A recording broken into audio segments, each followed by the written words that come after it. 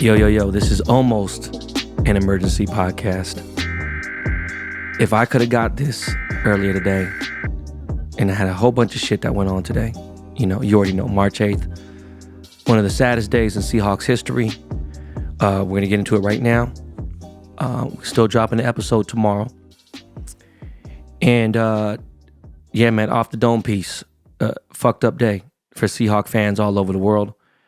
And especially sad day for Seattle. It's a weird thing, y'all. Let's jump into it, man. This is the world famous Behind the Baller podcast. I am your host, Ben Baller, a.k.a. the Korean John Cusack, a.k.a. fuck Pete Carroll and fuck John Snyder. Yeah, man. It's a crazy day.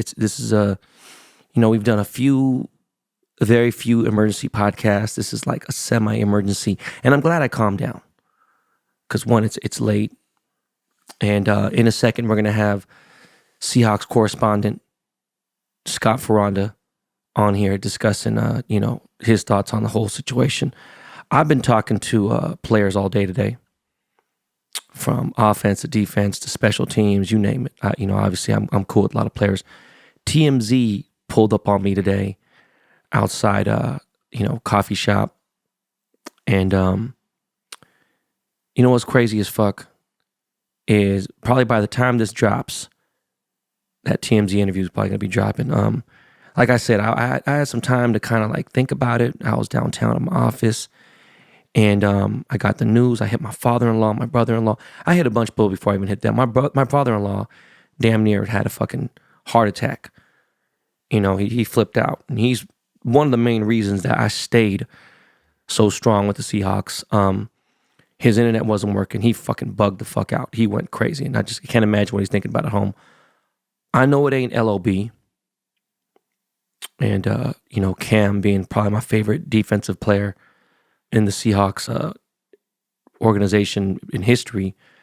But no cap, Bobby Wagner is probably the greatest defensive player in the overall history of the Seahawks. And he has the most Pro Bowls. You name it. Just a weird fucking situation. I don't think he's necessarily that old. I think he's going to get picked up by somebody. I know we're freeing up a bunch of cap space. It's a fucking weird situation, man. Came in the same day as Russ did.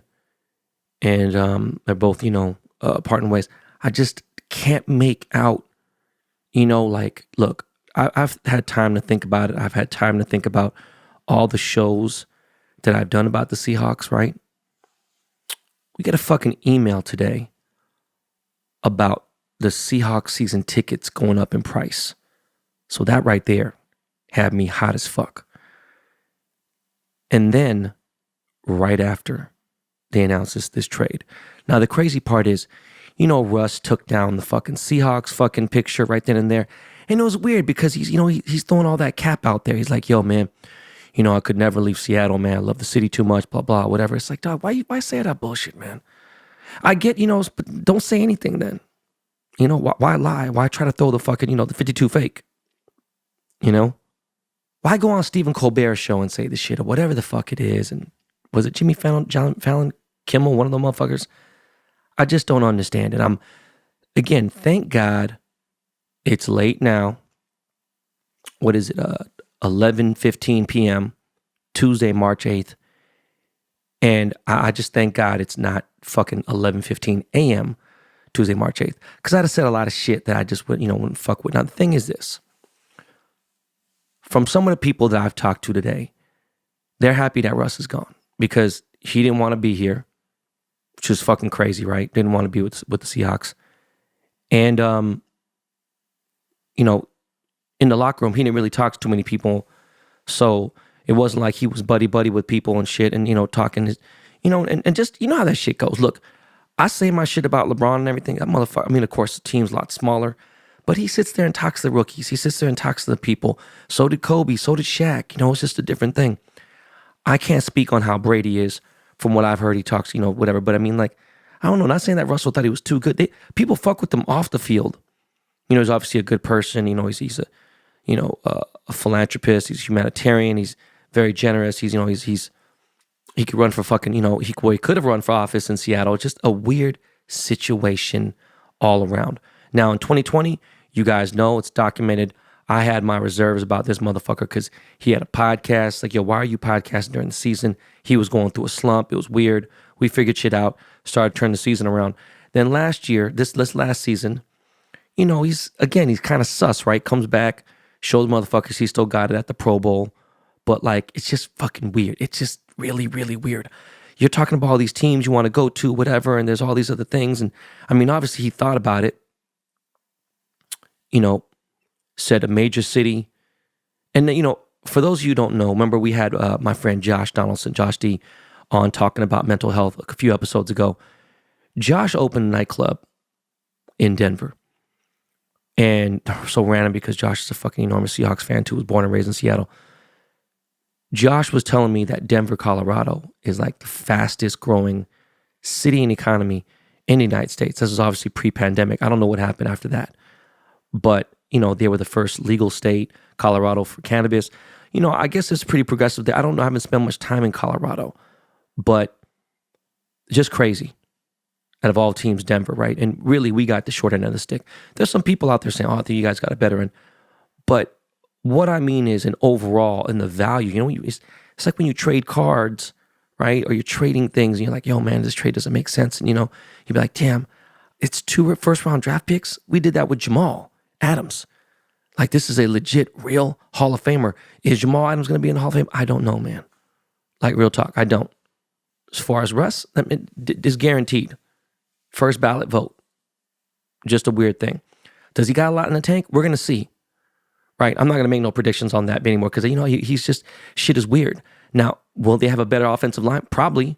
We had damn near the worst offensive line there is. I'm just in a weird position and a weird feeling. It's just trying to, I've processed it all day. I felt weird about it. I think about all the memories and it's fucked me up, because I think about my cousin Rex. I think about all this other shit. So, again, talking to the players, people are sad about Bobby. I knew that was coming though. I knew Bobby was, we were supposed to pay him $21 million. It's just an unfortunate situation. And I do know that I could talk about every single fucking team, but that's not, why would I? I'm going to talk about the team that I like. And if Seahawks fans decide to gravitate towards this and it makes sense for them, cool. Because I talk about it on Sundays or an NFL season. But other than that, I try to bring up different shit. But yeah, of course, I do favor the team. That's why this podcast exists today. I'm talking about this actual episode. And it is the unofficial Seahawks podcast. I've had players on here. I've had players that other Seahawks podcasts can't get. Exclusives, things like that. DK Metcalf was supposed to come on the show this week. I want to wait for video. And he's in LA right now, thank God. We've been talking. And it's work time for DK. I don't think we're trading DK. At least I don't think so. But who fucking knows under fucking John and Pete? These two motherfuckers, ain't nobody safe except for them, right? And when they're the motherfuckers, I need to go. So I'm not going to get too much more into it, man. Let me get fucking Scott on the line real quick and let's rap about this shit. I don't think that we don't have no fucking commercials today, man. We don't, no ads. No fucking ads. Let's jump right into this fucking Scott Foronda, our Seahawks correspondent. Hold up one second. Let me get Scott on the line.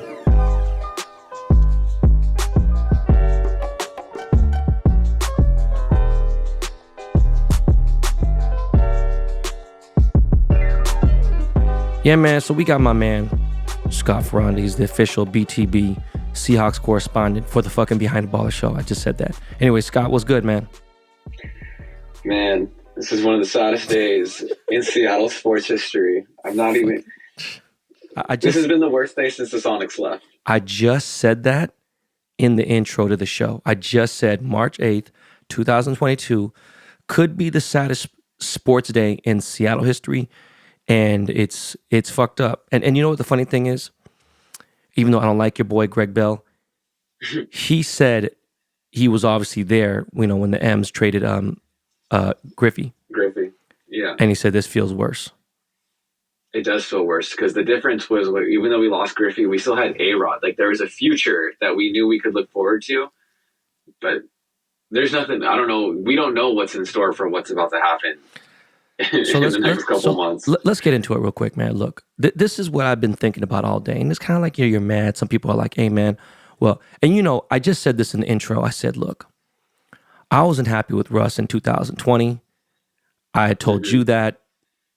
Okay, now I'm upset because you said something that made sense. He is a 100% first ballot Hall of Famer, Russell. Right. Most winningest, quarterback in Seahawks history. I was going to say potentially, he is probably the greatest Seattle sports athlete ever. He's the only one with a ring. Yeah. Yeah. But beyond just the ring, I mean, just the accolades and everything, and even having higher ratings than fucking Peyton Manning and all these other guys. Honestly, bro. Seriously. The thing that pisses me off the most is this, man. Pete Carroll doing this right now feels like someone trying to get a girl pregnant that they're not going to stay around for. Does that make any sense to you? Yeah, it actually does. Yeah. Think about a chick you're about to fucking blow a load in. You're about to nut in this chick and then be like, yo, I ain't about to be around for this baby. Dog, there's no way Pete is here for another 2 years. Let alone even I can't believe he's fucking still here. Right? And what was it? I think the field goals, the Seahawks blog, Twitter page even said, look, man, nobody is fucking safe right now except for John Snyder and Pete. Yeah. I was happy about the defensive coordinator situation with Sean Safai and everything. I was like, all right, he was talking that shit. I'm like, all right. Look, I felt like Bobby was going to leave. You seem way more sad about Bobby than I am, right? I feel like, look, we had to as far as the money goes. I thought it was 16. I'm sorry, it's 20 and a half. So $20 and a half million, right? That ain't no chump change. And look, the funny thing is this. Fuck Bobby. He's going to be all right. He's the captain of the defense. He's the man, B-Wags. Look, I thought about it. I was like, damn. I was like, yo, Cam Chancellor's probably my favorite defensive player in all of Seahawks, that I could think of in the last, 10 plus years. But when you really think about it, B-Wags is the greatest defensive player we've ever had in history. I mean, over Bosworth, you know what I'm saying? Like it's... Yeah, I mean, I'd say he's the greatest player of this past decade, not even just for the Seahawks. He's an 8-time All-Pro. Yeah, and the crazy part is, this talk about him going to the Cowboys and shit makes me want to vomit. With Micah Parsons there and stuff. It's like, come on, dog, to be the most disgusting. And the old boy, I forgot what his name is, the other backer they got. Anyways, so I don't know if you see Poona Ford is tweeting Trey Brown. Like, I don't give a fuck what Trey Brown is saying, but, they're all like sad, they're upset and whatever, boom. And, I know a lot of the players, so it's kind of fucked up for me to hear this shit. What are your thoughts, on this? I mean, let's call it what it is, bro. Is it a rebuild or is it not a rebuild? I mean, rebuild would be an understatement. This is literally blowing everything to the ground with nothing in sight. We don't even know what their angle is, and just the way that it was treated. Like, let's just pause on Russ for a second and understand. They just let the news break about Russell Wilson. The whole world's talking about it, and then you just cut Bobby Wagner. No one, he didn't even get a proper send off. It was just the world's talking about Russell Wilson, but then you're forgetting we just cut the best linebacker of this generation, and there is nothing like they're going to forget that he left because of the shade or the shadow that Russell Wilson has created. On top of that, if we're trying to blow everything to bits and trying to figure out the future, we had him under contract. You don't think we could have traded Bobby Wagner for like at least a 5th or 6th round pick? You just cut him, so we got nothing for it. Bro, even on top of that, now I have to disagree with you, bro. Fuck a 5th round. Fuck a 5th round pick. Who are we going to pick up, another DK, bro? I mean, who knows? We've been the worst at fucking drafting, I mean, Jesus Christ, bro. But wouldn't you rather have a pick than nothing? We just Dog, let them loose. I'd rather have fucking dicks, a number fucking 2. You know what I'm saying? I was just like, God damn. No, yeah. Look, bro. If we assess what's going on, what do we get? We got Who else do we get? Who else the fuck do we get from this fucking shitty ass trade? Look, bottom line is, I've told 5 different Seahawks. Right. If fucking Drew Lock goes to the VMAC and suits up and is wearing a red jersey, I'm gonna have him. I'm gonna sniper him that down.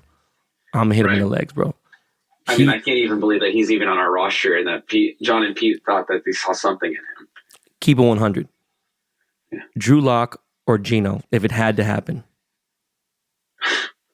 I guess Geno at this point. At least he's a fan favorite and has an understanding of what it is to be a Seahawk. Drew Lock probably doesn't even care that he's on the team.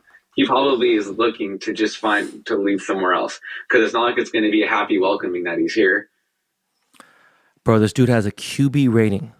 Let me see. What the fuck did this dude's career fucking... This guy's... 2021, he played 6 fucking games. This guy had fucking 2 touchdowns, bro. Yeah. Fucking 80.4 passer rating. This motherfucker played 13 games in 2020 in the pandemic year. This motherfucker only had 16 bro, this guy had 75 rating for a full season, dog. Gino had better than that fucking, you know what I mean? Like, I don't even know why they even want him. We basically got a third string quarterback because 1, Gino's 2, this guy's obviously worse. So my question is, who do we got for a middle linebacker? KJ Wright's gone, you know what I'm saying? I'm just thinking like, what the fuck do we do? He's probably in the draft. I don't know what we're going to do. We have all these draft picks, great, but we've never done anything well with them. I mean, Jordan Brooks is all right. I'm not mad at Jordan. Yeah, Jordan Brooks is cool, but I mean, he's not going to fill the void for Bobby Wagner for sure. Like, look, we're gonna have to move Jamal to fucking outside backer, dog. Yeah, Jamal Adams. He is kind of like the catalyst for all of this. Think about it. We traded 2 first-round picks for him, so we went 2 first-round picks in the hole, and we had to trade Russell Wilson to get these 2 first-round picks back. Yeah, it's fucked up. And we're stuck with Jamal Adams, too. We're stuck with them. I'm not saying, like, maybe he can turn it around, but as a strong safety, you're not going to, like, I mean, bro, he had a great year. And look, the thing is this. If people didn't hate him so much, you know, my boy Mike Duggar, man, he said some really straight shit. If people didn't hate him so much, he had a fucking good season, bro. You know, 2020 when he played, he had a great season. You know, he had a pick, he had fucking, you know, he had a shit ton of sacks, he had a lot of tackles. He had a good season, bro. You know, it's just, it is what it is. And, you know, now, you know, he was hurt. Well, you know, he's going to make a full recovery. It's an interesting situation. I'm not even worried about our defense that much, but now, everything's a liability. Bro, I don't think Quandre is going to re-sign with us, bro. And, you know, I didn't feel that way. I didn't feel that way even 10 hours ago. Right. Right. Well, my thing is, why should he? The thing is this. He can get 16 to 20 M's somewhere. Do you know what I mean? And we were going to offer him like 13 on a franchise tag or 12. Come on, bro. How do we tell Quandre that we're giving Jamal fucking 18 and we'll give you 13 or 14? I'm just being honest with you. No, 100%. Quandre Diggs plays a more responsible role to Jamal Adams. He has to cover more of the field. He should be asking for more money. Do you understand, Scott, that I've heard other offensive players? Remember, I'm friends with a lot of star receivers, star quarterbacks. I mean, real guys, they don't even want to throw that way because he's such a ball hawk. They don't even want to throw that way. You know, he's had a lot of interceptions. They do not want to throw that way. Right. I don't know if necessarily they're scared, but they're just going to avoid it. They're going to avoid fucking throwing over there because, bro, he's in such a far, weird area. You realize the QBs, even with the best eyes, right? Look at fucking Stafford. It don't matter. You know? They still fucking understand that Quandre is just going to fucking, you know, he's going to pick him off. So, you know, when you think about it, all right, do we have Quandre and Jamal Adams both getting fucking, you know, over $30 million combined? I mean, you know, it's possible. I'm just saying it's just fucked up. Now, if we lose Nino, which is Quandre's moniker, if we lose Quandre, then now our defense is in trouble and the offense is in trouble. The thing is this, man. Quandre has the same agent as who? Who? Deshaun Watson, bro. And, you know, they don't have like an agent that represents like 15, 20 people. Agent represents just a few people. So his agent represents Deshaun. And, you know, Deshaun's in Texas. You know, Quandre's a Texas boy. I'm like, man, dog, you know, we need him, bro. We need a modern QB. You know, Deshaun is, look, I love Lamar Jackson. He's one of the scariest guys to me and everything, right? And there's been some weird shit this last season. But I think Deshaun is a more total quarterback than he is, if that makes any sense to you. Like as far as throwing, problems aren't on the field. Yeah. Yeah, and I'm not trying to think about all that shit, man. You know, I mean, fuck, bro. I just don't understand like why you try to have a kid if you're not going to stick around. So I'm just wondering, you want to rebuild when you're not going to be here, bro? I'm just curious. Like I read this thing the other day. I'm sorry, today. I read this article about how Pete won the Super Bowl the year we won. Okay. And the year we won was based on having a strong running game with the option to pass. My thing is, motherfucker, do you know how strong our receiving core was? With Baldwin, Tate, with Harvin. I'm sorry, no, Tate wasn't there when we fucking won. Yeah, Golden Tate was there. Listen, was Harvin? Oh no, Harvin got traded right before the trade. Harvin was there too. That's what I'm saying. They all were there. Our receiving core was strong. They all were there. Baldwin. Who else? Fucking what was the tight end's name? Curse was there. Curse, Zach dude. Are you Miller. kidding me, bro? Yeah, Zach Miller was there. Dog. I mean, you saw ESPN put us down as I was surprised. They put us down as one of the top 10 receiving cores in NFL history. That team, the receiving core that they had. But they keep talking about the run game being whatever, and then yeah, Pete loves the run game, bro. Why didn't we give motherfucking Marshawn the ball in 2014 then? Do you know what I mean? When we had a fucking 90% chance of getting in the end zone with him. That's why I'm just so mind blown. So I guess what they're trying to say is we just need a quarterback that has, can throw, but we got to fucking build this run game. I'm like, yo, dog, we got no O-line, bro. How the fuck are we going to fucking have a run game with no O-line? There's no O-line. We no longer have a linebacking core.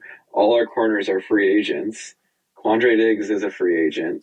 There's so many holes, and I think everyone thinks at least our front office thinks we're going to patch it up with the draft picks that we received from Russell Wilson.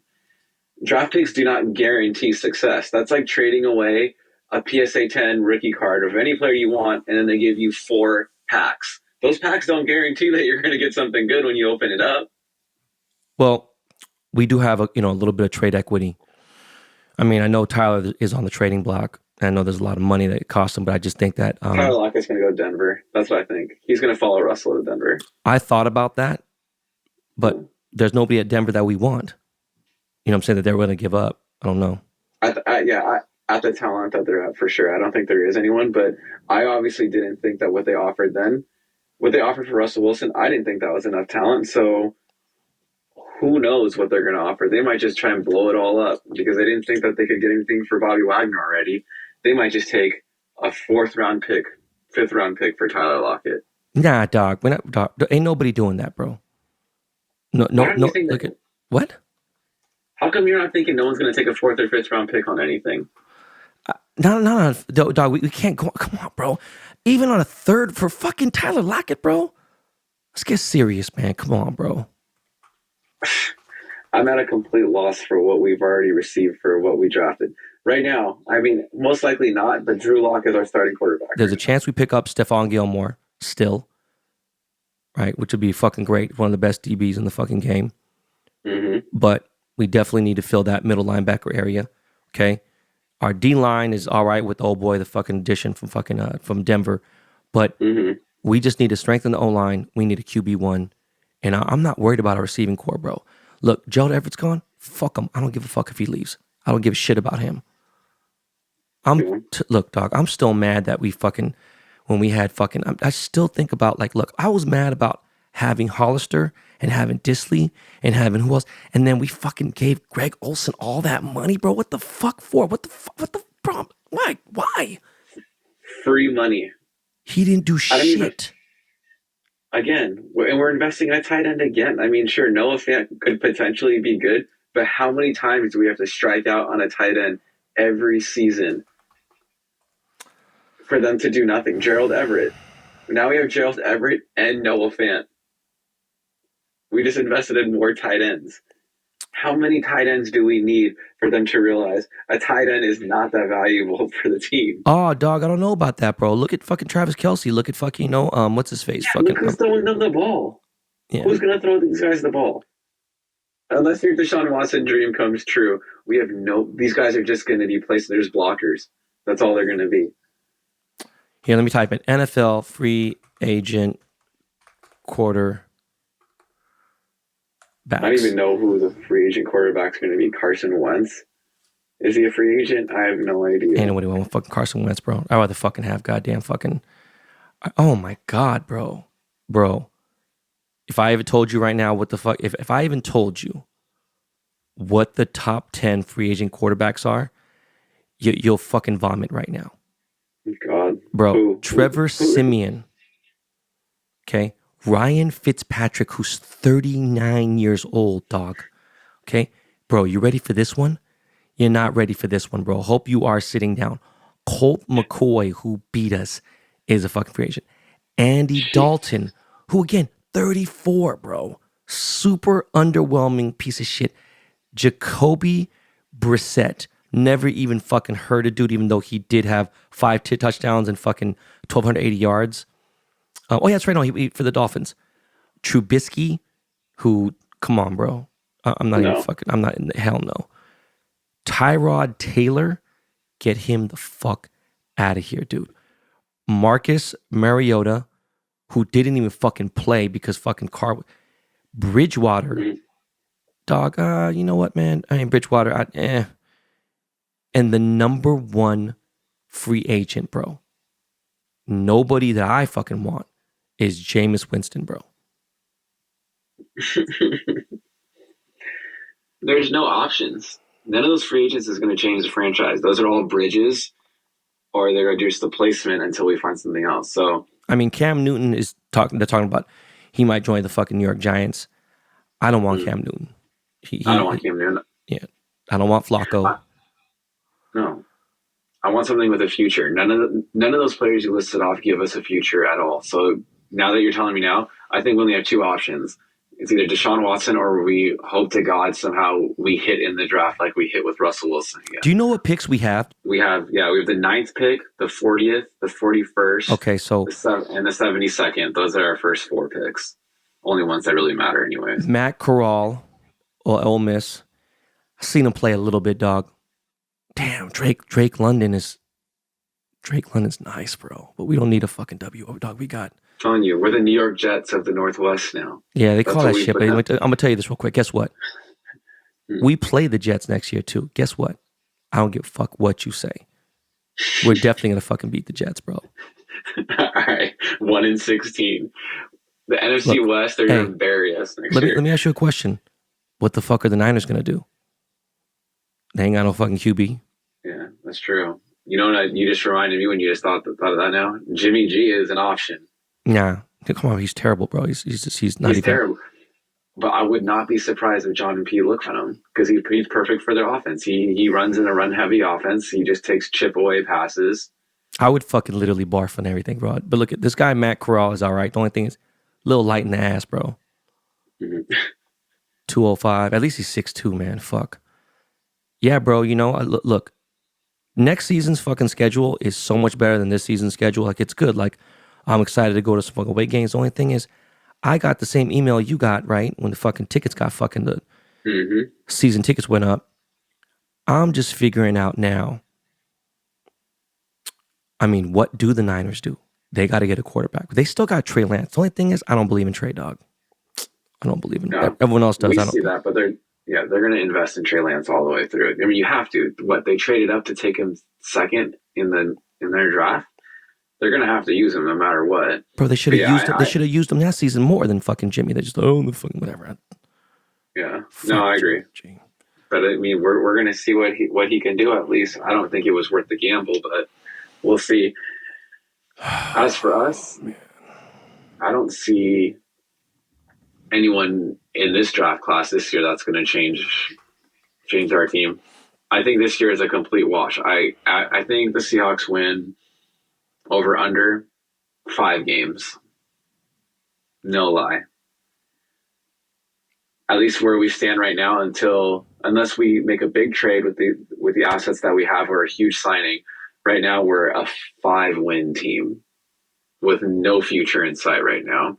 John and Pete Carroll have all the control, and I don't think they know what. They haven't made any good draft picks. We've had 2 special players in the last 5 years. One of them is a punter. All right, so obviously we have our fucking NFC West, which I don't give a fuck about them. We play against the Chargers. We play at the Super Bowl against the Saints. Oh shit, we play at Tampa Bay. That'd be interesting. Play against the Falcons at home, which is dope because damn man, I feel bad for Calvin Ridley, man. I'll get into that later. Play against the Panthers at home. We got Denver. Look, we play against fucking the Raiders at home. That's crazy. You know what? The Denver Broncos, that game, can you fucking imagine, bro, what that game's gonna be like? That's prime time right there. Russ's return to Seattle already. He's gonna light us up. We play against Detroit. Do we play against New York Jets at home? We're gonna fucking kill the fucking Jets, bro. I don't know what to think with us. Yeah, you got no fucking faith, bro. I have. How do you have faith in John and Pete Carroll after what they just pulled today? The fact that the Green Bay Packers could somehow get Aaron Rodgers to sign a 4-year deal, and he was posting all over Instagram, just causing all this drama all last season. And then we have Russell Wilson, who literally is like politically correct, does everything right, is such a pillar in the city of Seattle, and you couldn't find a way to mend that relationship. I don't fucking know, bro.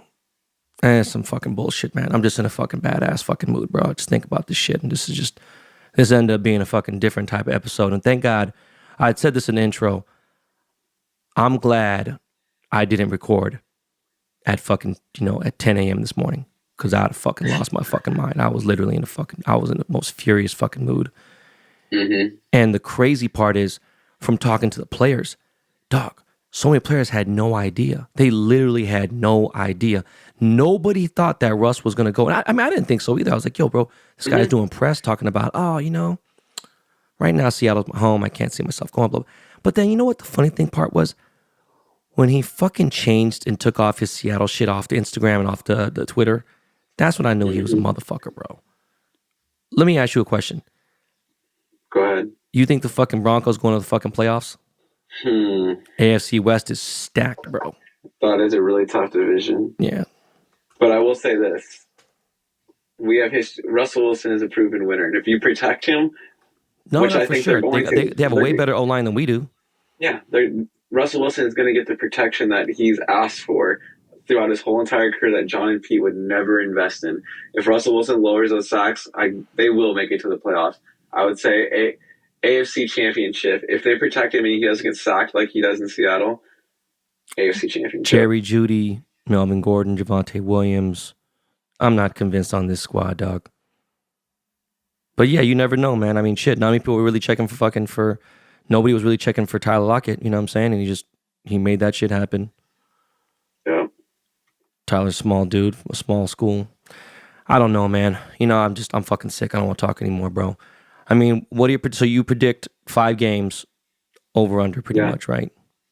As of right now, where we stand, unless something changes again, 5 games. That's where we'll be. What do we win this year? We won 8? We won 7. We went 7 and 10.